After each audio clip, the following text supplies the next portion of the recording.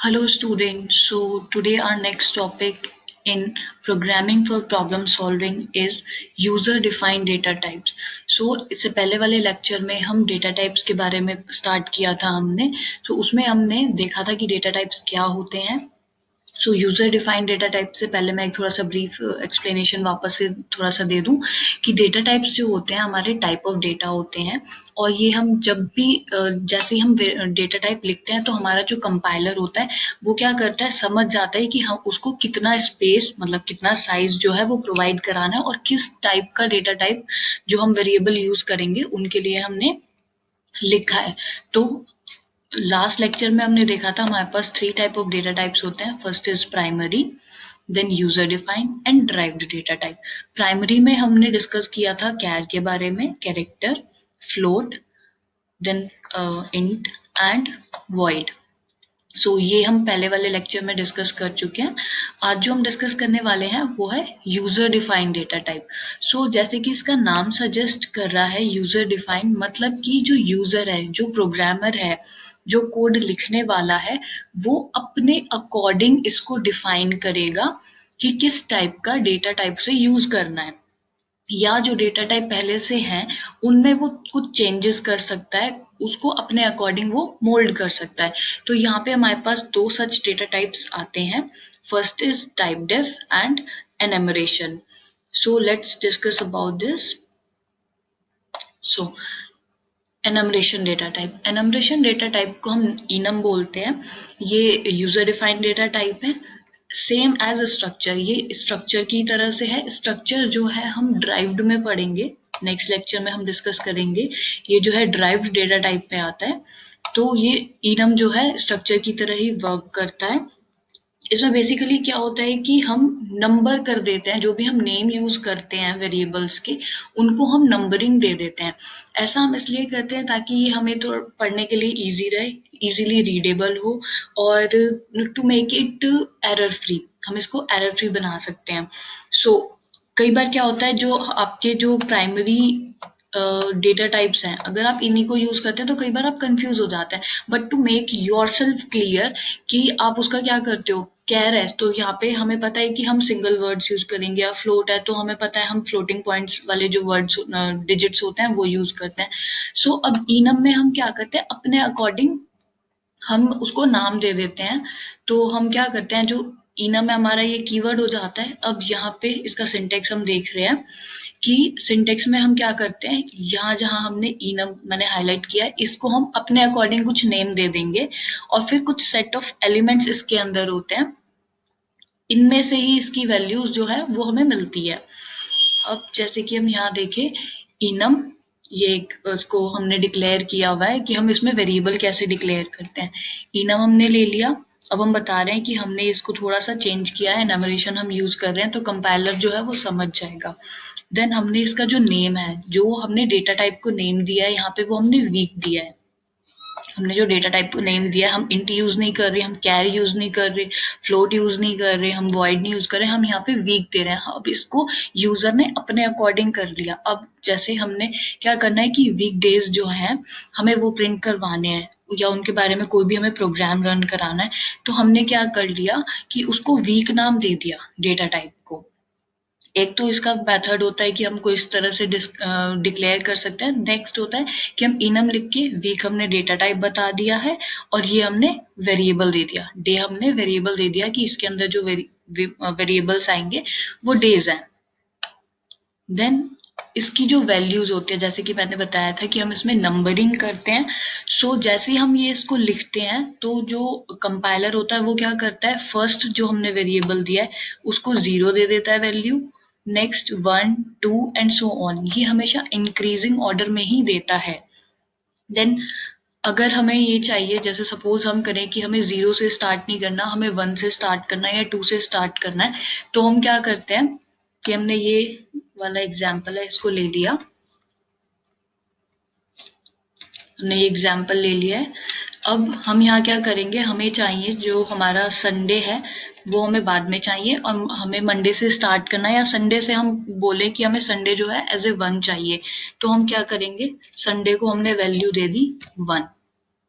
Sunday को हमने क्या किया है कि जो वैल्यू है वो दे दिया है 1।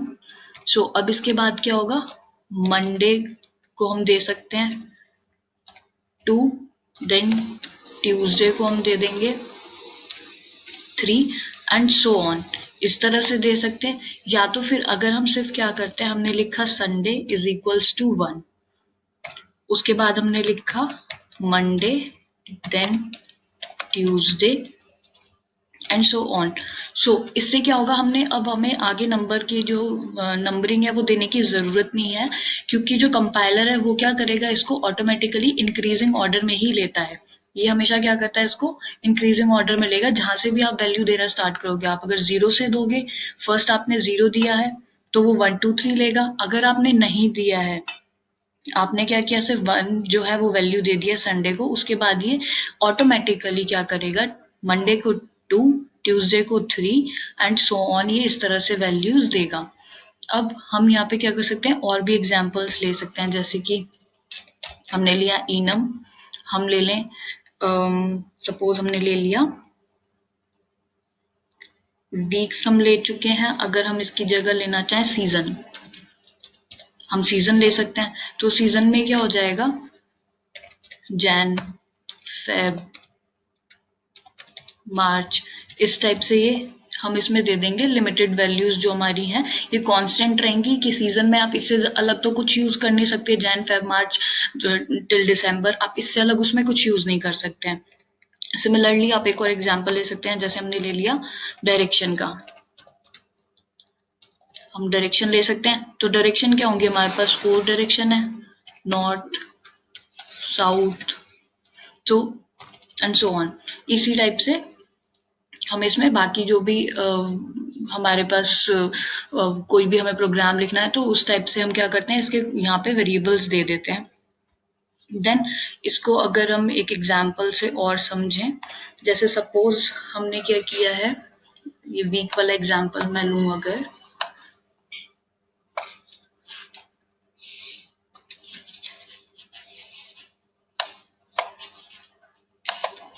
और एग्जांपल लेते हैं कि मैंने ये वीक वाला ले लिया है। अब इसको मैंने प्रोग्राम में अगर सपोज लिखना है तो मैंने इसको void main दिया, देन उसके बाद प्रोग्राम स्टार्ट किया। अब इनम, क्योंकि मैंने पहले उसको void से ऊपर लिखा है इनम को, तो मुझे यहाँ पे दोबारा उसको डिक्लेयर करना पड़ेगा। इनम वीक, वीक जो है डेटा टाइप है, देन डे इज वेरिएबल। अब मुझे क्या करना है, पोजीशन पता करनी है किसी एक पर्टिकुलर डे की, तो मैंने लिखा डे ट्यूसडे। अब मुझे ट्यूसडे की जो है जो नंबर है वो पता करना है, तो ट्यूसडे का नंबर पता करने के लिए अब हम क्या करेंगे, printf। अब इसमें हम लिख सकते हैं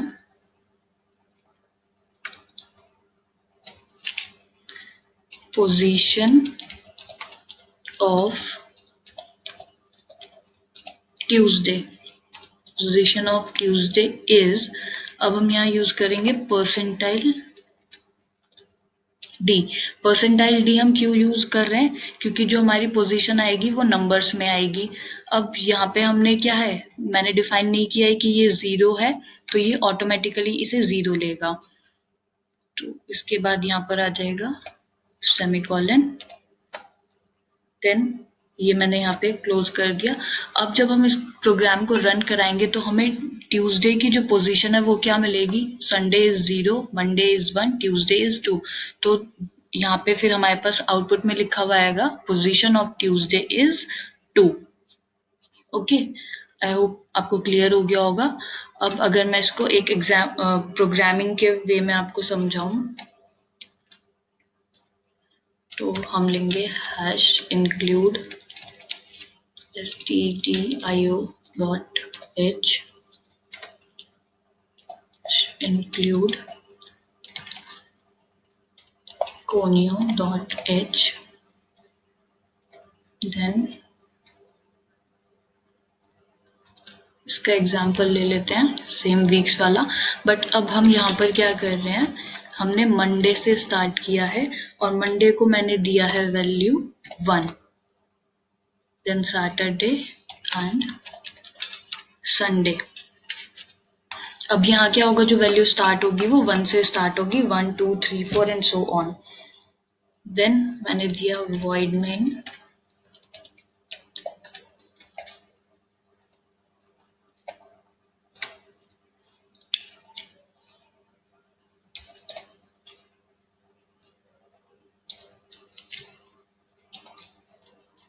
int नंबर। नंबर मैंने क्या लिया है, यहाँ पे एक वेरिएबल लिया है, क्योंकि हमें क्या करना है, इसका नंबर हम क्या करेंगे, इसका नंबर देंगे और हमें ये पता करना है कि हमारा वीकडे आया है या वो वर्किंग डे है। तो हम क्या करेंगे, यहाँ पे इंटीजर के बाद में एक नंबर देंगे। सो यहाँ पे हम लेंगे enum डे। अब ये डे जो है ये डेटा टाइप हो गया और डी मैंने यहाँ पे ले लिया है डेज के लिए। देन उसके बाद हम यहाँ printf कराएंगे, printf enter the number for day। अब हमें क्या करना है, यहाँ पे हम डे के लिए कोई एक नंबर एंटर कराएंगे इस डे के लिए, जिससे हमें पता चलेगा कि वो जो है वर्किंग डे है या वीकेंड है। तो अब यहाँ पे हम ये भी लिख सकते हैं कि जो डे है उसकी वैल्यू हमारी 1 से लेके 7 तक ही हो सकती है, 1 से लेके सिर्फ 7 तक हो सकती है, उसके ऊपर हम नंबर नहीं दे सकते हैं, 8 9 10 हम दे ही नहीं सकते हैं उसके बाद में। देन इसके बाद हम क्या करेंगे, स्कैनफ हम यूज करते हैं। स्कैनफ हम किस लिए यूज करते हैं, ताकि हम इसकी वैल्यू ले सकें। तो नंबर हम जो है वो डिजिट में यूज कर रहे हैं, जो इंटीजर नंबर है, तो उसके लिए हम परसेंटाइल डी यूज करते हैं।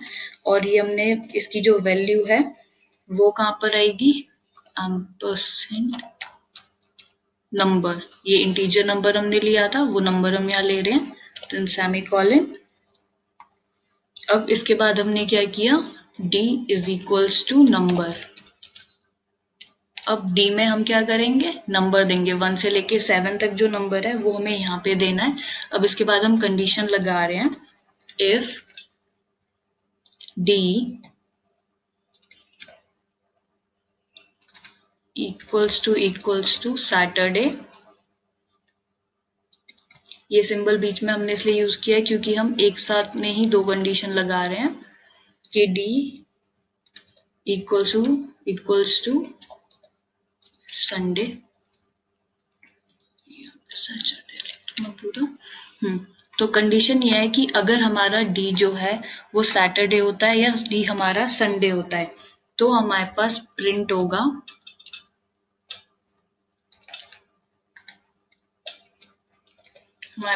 हो जाएगा वीकेंड। ये हमारे पास प्रिंट हो जाएगा। एल्स अगर इन दोनों से अलग कोई भी हम लिखेंगे तो हमारे पास जो वैल्यू हमारे पास प्रिंटफ में आएगा वर्किंग डे।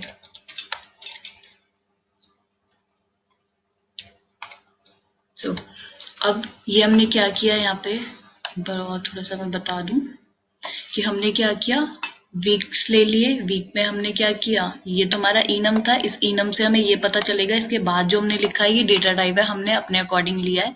देन ये हमारे वेरिएबल्स हैं। अब हमने क्या किया, एक इंटीजर वेरिएबल लिया नंबर, इसमें हम क्या करेंगे, हमारा नंबर प्रिंट हमने यहाँ क्या किया है कि हम कोई भी नंबर प्रिंट करवाएंगे 1 to 7। तो जो भी हम नंबर देंगे, अगर वो नंबर 7 या संडे, 7 मतलब संडे और 6 मतलब सैटरडे, अगर ये होता है तो वो आएगा वीकेंड, और इनसे अलग जो भी नंबर होंगे तो वो आएगा वीकडे। देन हम इनम यूज क्यों करते हैं, सी या C++ में हम इसे यूज क्यों करते हैं, वाई। अब हमें ये समझ आ गया कि इनम है क्या। तो अब मतलब इनम क्या होता है और हम इसको प्रोग्राम में कैसे यूज करते हैं। तो अब इसमें हम सॉरी इसके यूज क्या है हमें पता चल गया।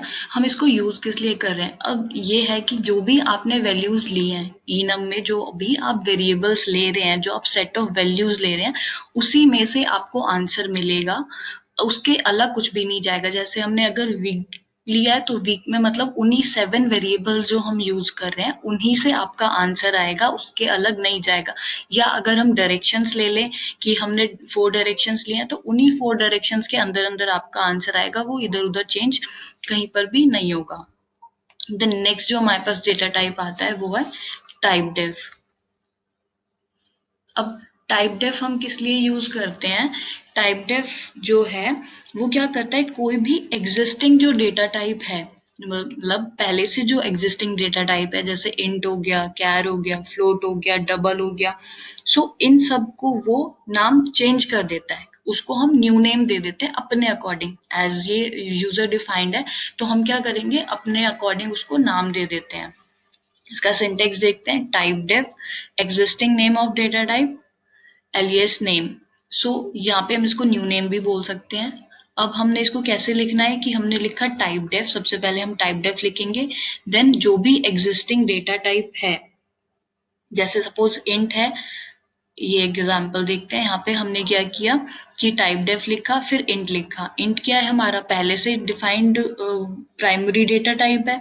अब उसे चेंज करके हमें क्या लिखना है, नया नाम देना है, हमने लिख दिया नंबर, हमें देना है नंबर। देन हम क्या, यहाँ पे मैंने इसको कैपिटल लेटर्स में लिखा है, सो मतलब ताकि आपको पता चल जाए देख के कि हाँ हमने क्या किया है, यहाँ पे इसको चेंज किया है। अदरवाइज ये कुछ हार्ड एंड फास्ट रूल नहीं है कि आपको ये कैपिटल लेटर्स में ही लिखना है, आप इसको लोअर केसेस में भी लिख सकते हैं। नाउ अब क्या करेंगे हम, जब हमने यहाँ पे इंट नंबर दे दिया, def typedef int number दे दिया, तो अब जब हम इसको क्या मतलब डिक्लेयर करेंगे तो हम सिर्फ नंबर n1 n2 लिख सकते हैं। इसका अगर हम एग्जाम्पल लें तो ये हो जाएगा, जैसे सपोज हमें क्या करना है, कोई भी एडिशन का प्रोग्राम करना है। एक छोटा सा एग्जाम्पल ले लेते हैं कि हमें एडिशन का प्रोग्राम करना है, तो हम क्या करेंगे, number n1 equal to, suppose हमने दे दिया 100 वैल्यू, देन n2 हमने उसको वैल्यू दे दी है 200। अब हमें क्या करना है, इनको ऐड कराना है, और ऐड कराने के लिए हमें एक और इसके अंदर को लेना पड़ेगा वेरिएबल, हमने सम ले लिया। देन हम क्या करेंगे, अगेन printf। अब हमें क्या करना है, first number is, first number is percentile D, मतलब जो हमारा फर्स्ट नंबर है वो यहाँ पे प्रिंट हो जाएगा, और उसकी वैल्यू कहाँ पे है, नंबर 1 में, n1 में। देन अगेन हम क्या करेंगे, printf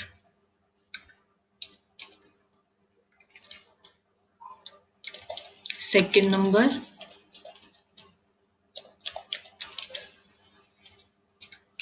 number is percentile D. Percentile D हम इसलिए यूज कर रहे हैं क्योंकि वो इंटीजर है, इसकी वैल्यू हमारी n2 में है। देन अब हमें सम करना है, तो सम का फॉर्मूला लगा देंगे, sum is equals to n1 plus n2। इसके बाद में हमें क्या करना है, इसका आंसर हमें चाहिए होगा, तो प्रिंटफ होकर के आएगा इसका आंसर, एडिशन इज। अब जो आंसर आएगा वो भी किस में आएगा, इंटीजर में आएगा, तो अगेन हम परसेंटाइल डी यूज कर रहे हैं, उसकी वैल्यू कहाँ पर जाएगी, सम की वैल्यू। देन यहाँ पे हमारा प्रोग्राम खत्म हो गया। सो अब यहाँ हमने क्या किया, हमने डेफ टाइप इंटीजर को एज ए नंबर लिख दिया है। अब इसका मतलब ये नहीं है, अगर हम नाम चेंज कर रहे हैं, हम अगर डेफ टाइप यूज करके हमने इंटीजर को जो नेम दिया है वो नंबर दे दिया है, इसका मतलब कोई भी चेंज उसमें नहीं होगा, ये एज ए इंटीजर ही वर्क करेगा। बस यहाँ पर क्या हो रहा है कि नेम चेंज हो रहा है, ये यूजर के लिए हुआ है कि अब उसको पता रहेगा कि अगर वो इंट चेंज करके उसने नंबर यूज किया है तो मतलब वो नंबर्स के साथ अपना कोड लिखने वाला है, जो भी उसका कोड होगा वो नंबर्स में लिखने वाला है। तो ये थोड़ा सा क्लियर हो जाता है, रीडेबल हो जाता है, तो यूजर को समझने के लिए सिर्फ इसलिए हम ये यूज करते हैं। बाकी जरूरी नहीं है आप यूजर डिफाइंड यूज करें, आप जो है नॉर्मल जो हमारे प्राइमरी डेटा टाइप्स हैं उनको भी यूज कर सकते हैं। सो ये थोड़ा सा एक्सप्लेनेशन मैंने दिया है आपको user user defined data type का। आई होप आपको समझ आ गया होगा कि डेटा टाइप जो है यूजर डिफाइंड, उसमें सिर्फ और सिर्फ यूजर के लिए है कि यूजर अपना जो डेटा टाइप है उसको किस तरह से यूज करना चाहता है, जिस टाइप का वो डेटा यूज कर रहा है वो उसको अपने अकॉर्डिंग चेंज कर सकता है। अगर उसके पास वो यूजर डिफाइंड यूज करता है, अगर हम क्या कर रहे हैं टाइप डेफ अगर हम यूज कर रहे हैं तो हम उसमें क्या जो हमारे पास पहले से एग्जिस्टिंग डेटा टाइप है उसको हम एक न्यू नेम दे सकते हैं। और इनम हम यूज कर रहे हैं जब हमारे पास हमें पता है कि हमें यही पर्टिकुलर चीजें यूज करनी है और उनको हम नंबर दे देते हैं। So this is all about user defined data type. I hope आप लोगों को समझ आ जाएगा। Thank you.